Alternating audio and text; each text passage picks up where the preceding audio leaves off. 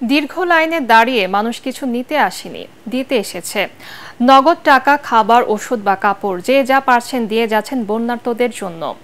ঢাকা বিশ্ববিদ্যালয়ের টিএসসির গণত্রাণ কর্মসূচি যেন পরিণত হয়েছে সার্বজনীন ত্রাণ কার্যক্রমে।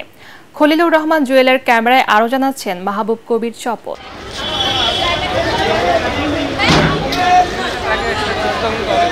6 বছরের শিশু নিহা টিভি পর্দায় দেখেছে বন্যার্ত অনেক শিশুর আর্তনাদ, তাই টিফিনের টাকা বাঁচিয়ে তাদের সহযোগিতায় এগিয়ে এলো ছোট্ট শিশুটি।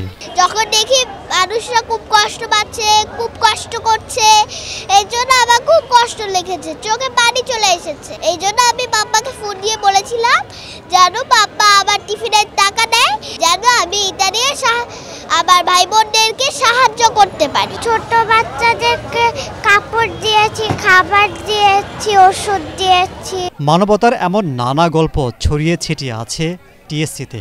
যেমন তৃতীয় লিঙ্গের একদল মানুষ 1 লাখ টাকা দান করলেন বন্যার্তদের জন্য। আমাদের যে কন্ট্রিবিউশনটা সেটা হচ্ছে 1,02,000 টাকা, মানবতার তাগিদ থেকে। কারণ কি, নারী পুরুষ সবাই, ধর্ম বর্ণ নির্বিশেষে আমরা সবাই মানুষ। সাধারণত সিনেমায় দেখা যায় জাতীয় সংকটে একসাথে সবাইকে দাঁড়াতে, কিন্তু পূর্বাঞ্চলের বন্যাকে ঘিরে এবারের বাস্তবতা সিনেমাকেও হার মানিয়েছে। কোনো অবিশ্বাস ছাড়াই নগদ টাকা দিচ্ছেন অনেকেই। কেউ দিচ্ছেন ট্রাক ভর্তি শুকনো খাবার, কেউ ওষুধ কিংবা কাপড়। আমরা আগে মুভিতে দেখেছি, বাংলা সিনেমাতে দেখেছি, তখন আমরা সেটা চোখে দেখতাম, কিন্তু আমরা এখন বাস্তবে সেটা ফিল করছি। আমরা যদি এভাবে ঐক্যবদ্ধ হয়ে এগিয়ে যেতে থাকি, অবশ্যই আমাদের দেশ আগে যেমন সেমন থাকবে না, আমাদের দেশে অবশ্যই উন্নতি হবে। আমি অনেক কিছু শিখেছি যে মানুষ একজন কষ্ট পেলে ওনারা কত সাহায্য করতে চায়। দেশে আগেও অনেক দুর্যোগ দুর্বিপাক হয়েছে, কিন্তু মানুষের এমন স্বতঃস্ফূর্ত সহযোগিতা খুব একটা দেখা যায়নি। আগে তো একটা দলের সরকার থাকতো, দলের নেতাকর্মীরা সেখানে বেশি অংশগ্রহণ করতো, বিপক্ষ দলের নেতাকর্মীরা ওইরকমভাবে অংশগ্রহণ করতো না। কিন্তু এখানে সার্বজনীন হওয়ার কারণে সব শ্রেণী পেশার মানুষ যে ব্যাপকভাবে বিপুল পরিমাণ অংশগ্রহণ করছে।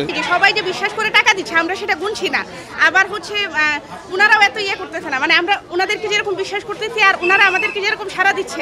আমরা তো মানবতার জন্যই কাজ করতেছি, দেশপ্রেমের জন্য, মানুষের জন্য। প্রতিদিনের সংগ্রহ করা নগদ টাকার হিসেব স্বচ্ছভাবে রাখা হচ্ছে। টাকা ও ত্রাণ সামগ্রী রোজ নিয়ম করে পাঠিয়ে দেওয়া হচ্ছে বন্যার্ত এলাকায়। একটা সময় ছিল সরকারি ত্রাণ বিভিন্ন স্তরে আত্মসাৎ করা হতো, ফলে এক ধরনের অবিশ্বাস তৈরি হয়েছিল। সেই জায়গা থেকে বিশ্বাস ফিরিয়ে এনেছে শিক্ষার্থীরা। তারা যদি এই বিশ্বাস ধরে রাখতে পারে তাহলে সব ক্ষেত্রেই জনসমর্থন পাবে বলে মনে করছেন সাধারণ মানুষ। মাহবুব কবির চপল, এটিএন বাংলা, টিএসসি, ঢাকা বিশ্ববিদ্যালয়, ঢাকা।